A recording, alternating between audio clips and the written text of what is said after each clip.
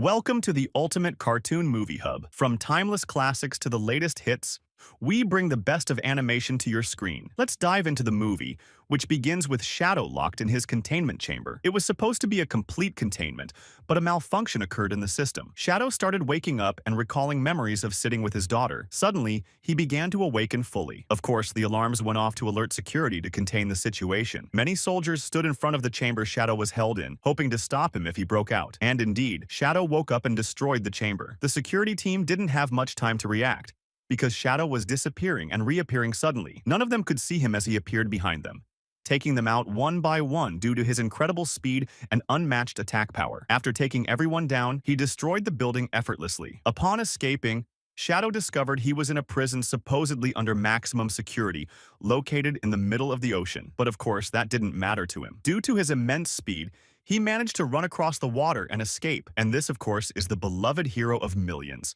Sonic alongside him are his friends Knuckles and Tails, who were preparing for a race. Their leader Tom and his wife Maddie were also there. It seemed their life together was beautiful and stable. The race began quickly, with everyone trying to prove they were the fastest. When Sonic saw that everyone was ahead of him, he decided to use all his unnatural speed and managed to reach the finish line in no time. He was about to celebrate but found that the others had already beaten him. Shocked, he asked how, but he accepted his loss and went to congratulate them. When he touched them, he realized they were holograms. Surprised, he quickly went back to see what was happening and discovered it was all a distraction for a surprise birthday party. They wanted to surprise him, and he was overjoyed with his birthday celebration. Meanwhile, Shadow arrived in a city and was confused by the sudden bustling crowd. He looked at a screen and saw the year 2024, realizing he had been imprisoned for 50 years. Before he could think further, he found himself surrounded by numerous security forces. Angrily, he said to them, "What do you think about leaving me alone?" At the same time, a military plane arrived at Sonic's location. A woman emerged,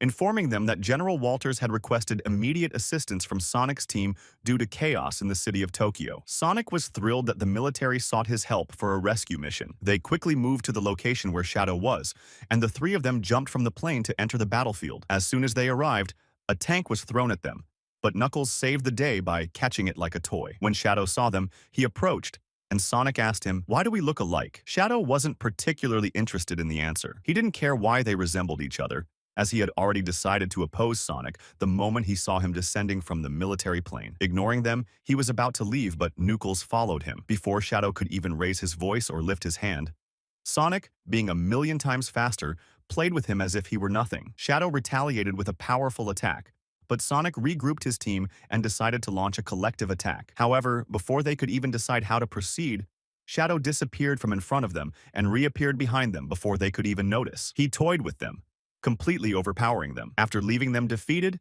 he continued his escape. Sonic, determined to continue the fight, chased after him. The chase between them was intense, with Shadow outpacing the speed of his motorcycle and Sonic pushing himself to the limit to catch up. When Sonic finally grabbed onto the motorcycle, he was shocked to see a train heading straight for them, but Shadow, with his incredible speed, vanished and appeared on the other side of the train. Sonic, overwhelmed by the speed, felt dizzy. When he recovered, he was shocked to find himself handcuffed by Shadow without even realizing it. This demonstrated Shadow's unimaginable speed, which Sonic couldn't comprehend yet. When Tails and Knuckles arrived, Sonic told them, "I handcuffed myself for technical reasons I can't explain right now." To learn more about Shadow, they went to meet General Walters. The general began narrating Shadow's story. He told Sonic, "When you arrived on this planet, you found someone to care for you and felt safe here.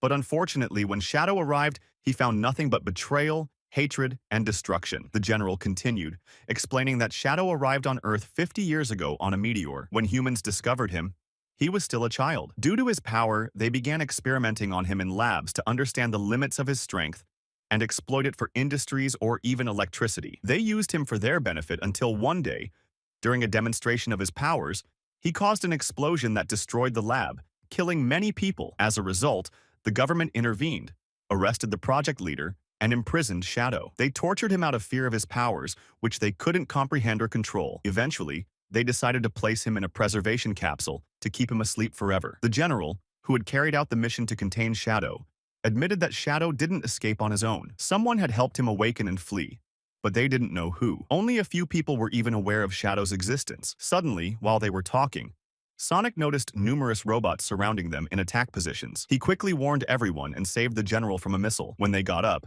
They found themselves surrounded from all directions. Out of nowhere, someone on a motorcycle appeared and, without warning, attacked the robots, electrocuting them to immobilize them. Without introducing himself, the mysterious individual left the scene and disappeared instantly. Sonic noticed the general was injured and tried to help him. The general pulled out a card and gave it to Sonic, saying, "This is the key to the army's most powerful weapon. You're the only one who can protect it." Then, he lost consciousness. Hearing the approaching army forces, Sonic and his team disappeared. When the military arrived, they searched the general for the weapon's key but couldn't find it. Instead, they found a picture of Sonic, Tails, and Knuckles. The commander suspected they were responsible for the general's condition and declared, "I knew they were the cause of all this destruction." Tails asked Sonic, "Why are we running? Isn't the army our ally?" Sonic replied, "From now on, we won't trust anyone until we gather all the information we need." As a starting point, they chased after the motorcyclist and managed to catch up with him. They discovered he was the same person who had worked as Dr. Eggman's assistant in the previous part. The important thing is that he told them, "Don't worry, I'm not here to fight," and he called them to come out of the sea and said, "Come with me to prove to you that the doctor wasn't guilty." Of course, this is Dr. Eggman after losing his job and spent his time eating day and night until his belly looked like a drum. Naturally, Sonic was shocked when he saw him drumming on his belly in that ugly way. And so were his friends. Eggman was, of course, shocked to see Sonic there because he is a sworn enemy. But his assistant told him that's not the problem now and showed him a videotape depicting many young robots of Dr. Eggman attacking Sonic. He said that someone is trying to involve them in a battle that isn't theirs. Quickly, Dr. Eggman decided to return to work, but this time he and Sonic would be allies. And the first thing Shadow did after escaping was to go to the lab that exploded because of him. And he looked sad as he gazed at the destroyed lab, until he saw a shoe that made him remember a girl who was his friend. She was the first human he saw when he awoke from the meteor that brought him to Earth. She seemed very kind and cheerful, which quickly attracted him to her, allowing them to form a beautiful friendship. He didn't care about anything as long as she was beside him because she was the only one who accepted him and made him feel safe on this planet. One day, she took him out of the lab to watch the stars together and asked him if he knew where he was from. He told her he didn't remember anything about his homeland and asked if she thought he was a danger to humans. She said, "No, of course not." He told her, "You're the only one who thinks that. You're the only one because all the scientists in the lab look at me with fear, as if I'm a bomb about to explode." She told him, "You're my friend, I'm not afraid of you, and I'm sure there's goodness in your heart." He was pulled out of his memories by the voice of someone behind him. When he turned to see who it was, he found the professor responsible for the lab that exploded. The professor told him he had been expecting him. The group decided to split up to search the place faster. Eggman told Sonic, "Come with me so we can learn to trust each other a bit." Sonic replied, "You're right." They walked together, and each pair went in a different direction. Eggman and his assistant felt someone behind them. When they turned, they were shocked to see Shadow flying behind them, which scared them and made them scream. Eggman and Sonic saw pictures of Shadow with his friend, the girl. Sonic liked the idea that Shadow had a family that loved him. Suddenly, without any warning, Shadow attacked him and said, "I warned you many times to stay out of my way." Then he disappeared. Eggman couldn't catch up, so he continued his search until he found his robots, which the professor had stolen. He was very happy but had no time to celebrate because the professor entered. He activated his robots to attack the professor,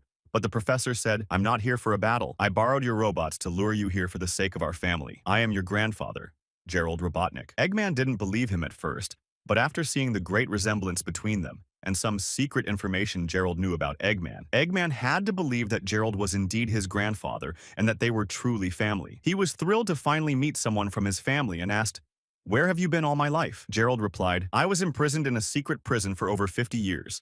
And now I intend to take revenge and reclaim my rights." He took Eggman with him to plan for revenge.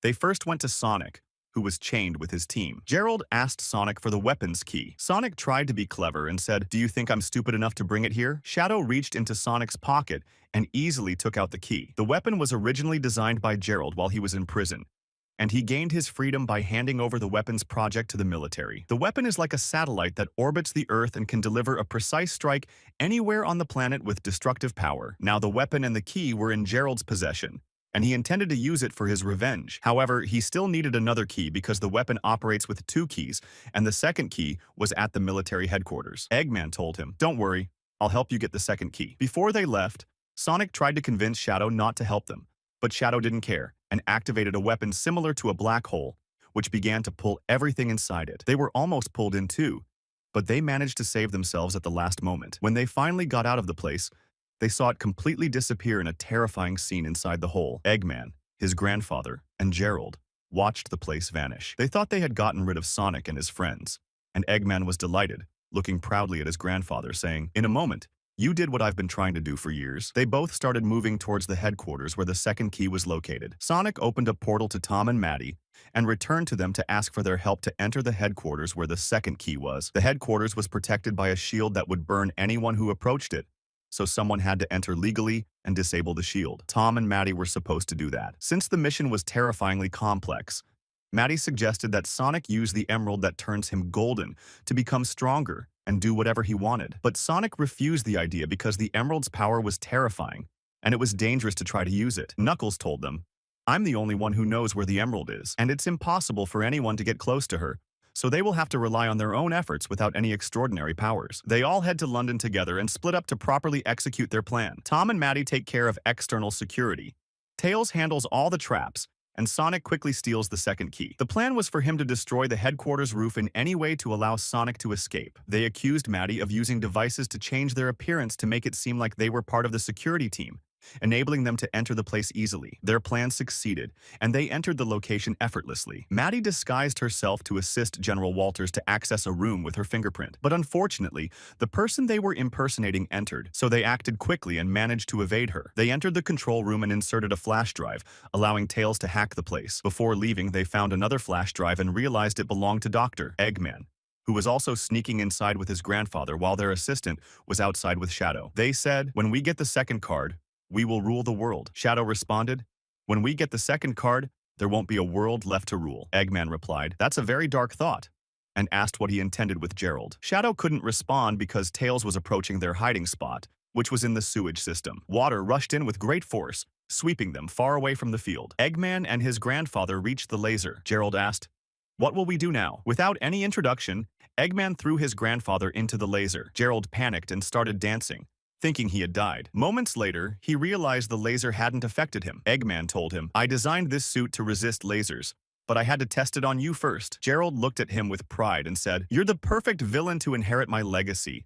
A heartless, corrupt son I can boast about among my evil peers. Your corruption is something to be proud of." Both started dancing and showing off in the middle of the laser, creating a ridiculous duet with their bellies. Tails saw them on the cameras and informed Sonic they were approaching. Sonic didn't wait for Tails to disable the traps and decided to act quickly. He managed to bypass the first obstacle at the last moment with Tails' help and reached Eggman before he could take the key. Eggman quickly tried to grab the key, but the ground's gravity intensified, pulling him and his grandfather down, immobilizing them. Sonic rushed to take the key, but the gravity beneath him was nullified, causing him to float and rendering him unable to move or use his speed. General Walters' assistant entered, thanking them for falling into her trap. Soldiers surrounded them, capturing Tails, Tom, and Maddie. She told them they would all serve her forever. Sonic communicated with Knuckles via radio, saying it was his time to act. Knuckles moved with all his strength, attacking the building from above, destroying the glass shield, and assaulting Walter's assistant. He took the device controlling the gravity of the place and tried to free Sonic by destroying the device. This activated the entire floor,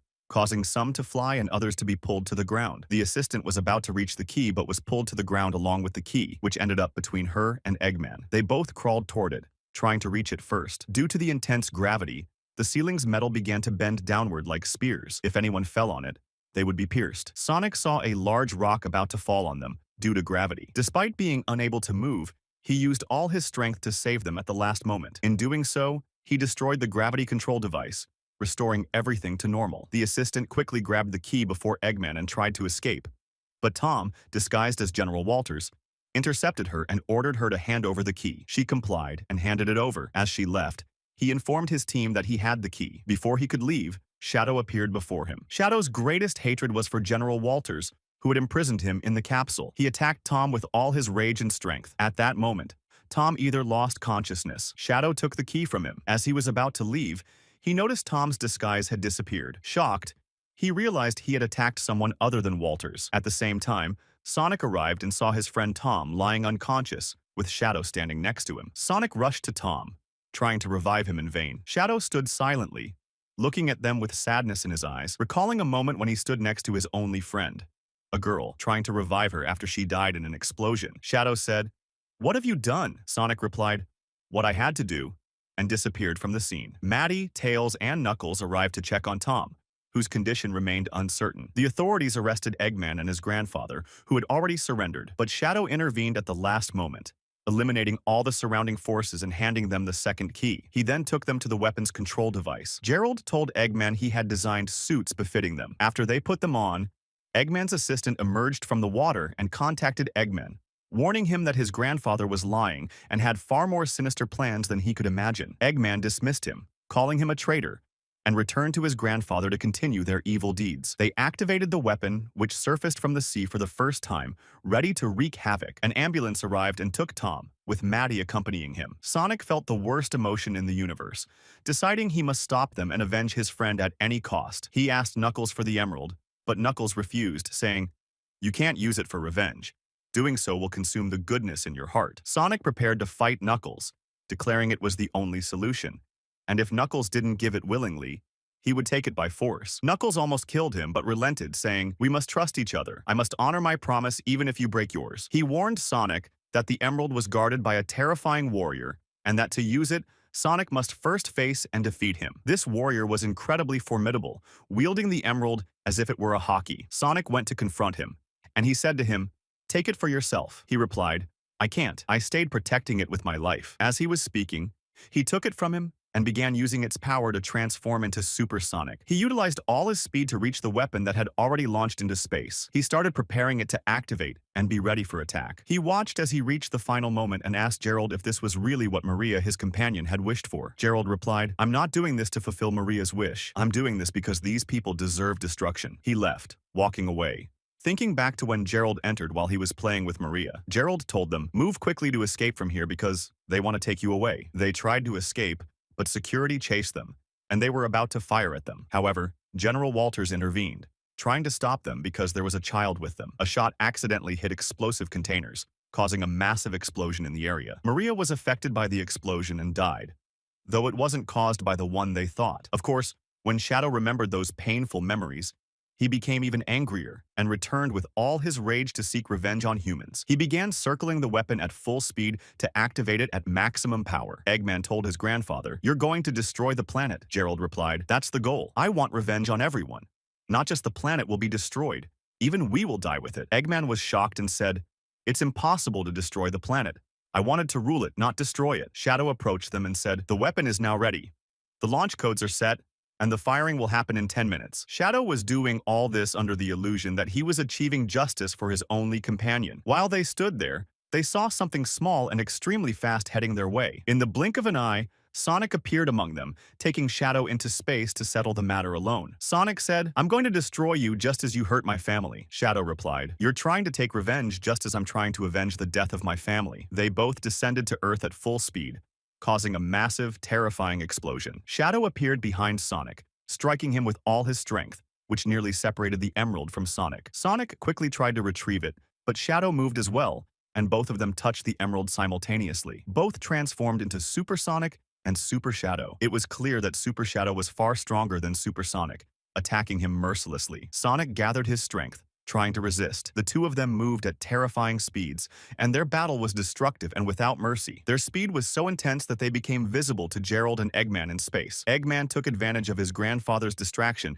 and struck him on the neck to knock him unconscious. He quickly tried to stop the weapon's launch, but Gerald hadn't lost consciousness yet. He flew after him, and a fierce battle ensued. Meanwhile, the battle between Shadow and Sonic was nearing its end. Shadow was about to finish Sonic, but Sonic remembered Tom, who was on the brink of death. Furious, Sonic attacked Shadow with all his strength, striking him so hard that he sent him flying from one planet to another. When Shadow regained consciousness, he found the emerald had left his body, returning him to his normal power. Super Sonic attacked him, grabbing hold of him. He could have finished him off with a single strike, but chose not to. Holding him, Sonic said, "I'm not like that." Shadow replied, "You've defeated me. Take your revenge and claim your right." Sonic responded with a wise reply, "No one wins by taking revenge." Shadow looked up at the sky, seeing the stars, and remembered Maria. He said to Sonic, "The last time I sat under the stars like this, I was with her. All I've known since then is pain." Sonic replied, "When I lost Longclaw, I felt pain too. But over time, I realized that love is stronger than pain. I never let the pain of losing Longclaw consume me. The love I felt with my family was stronger than the pain and revenge." Suddenly, the sun shone upon them as they sat in a romantic atmosphere on the moon.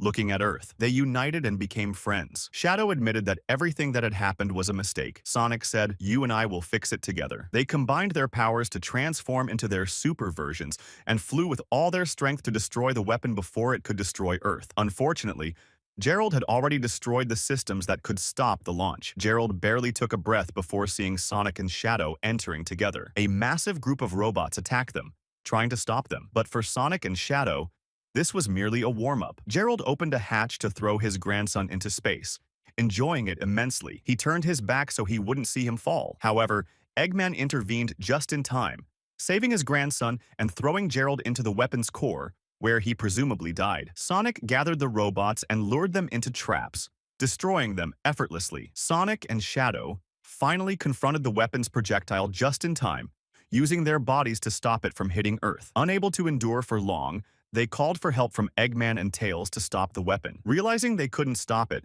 they moved the weapon away from Earth, saving it, but splitting the moon in half. Sonic, having exhausted his power, began falling to Earth at full speed. Tails saw him and asked Knuckles for a ring to open a portal. Knuckles said it was his last ring and decided to use it wisely. Knuckles threw Tails toward Earth with all his strength to reach Sonic faster. The weapon began to break apart, threatening Earth. Shadow asked Eggman to help him stabilize the weapon for as long as possible while he tried to move it away. Tails descended with such speed that his body temperature rose significantly. He finally reached Sonic, catching him. Super Shadow freed himself and used all his power to push the weapon away from Earth. Eggman delivered a heartfelt farewell to his assistant, apologizing for his refusal to listen. The assistant watched the broadcast, deeply moved. Shadow continued pushing the weapon as it disintegrated. Tails, after catching Sonic, lost consciousness and couldn't open the portal. Knuckles revived them both, opening the portal just in time. The weapon exploded, leaving a galaxy-like image in the sky. Eggman and the others watched the explosion,